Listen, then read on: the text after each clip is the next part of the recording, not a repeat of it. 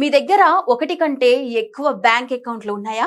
అయితే ఈ వీడియో మీకోసమే. ఇప్పుడు ఆధార్ ఉంటే చాలు, 5 నిమిషాల్లో అకౌంట్ ఓపెన్ అయిపోతుంది. కానీ అది మీ జేబుకు పెద్ద చిల్లు పడుతుందని మీకు తెలుసా? ఉద్యోగం మారినప్పుడల్లా కొత్త శాలరీ అకౌంట్లు తెరవడం ఈ రోజుల్లో ఫ్యాషన్ అయిపోయింది.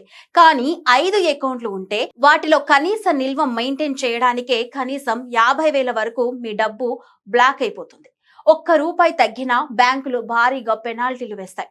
ఇక డెబిట్ కార్డ్ ఛార్జీలు, SMS అలర్ట్ అంటూ ఏటా ప్రతి అకౌంట్ పై 500 వరకు అనవసరంగా ఖర్చు అవుతాయి.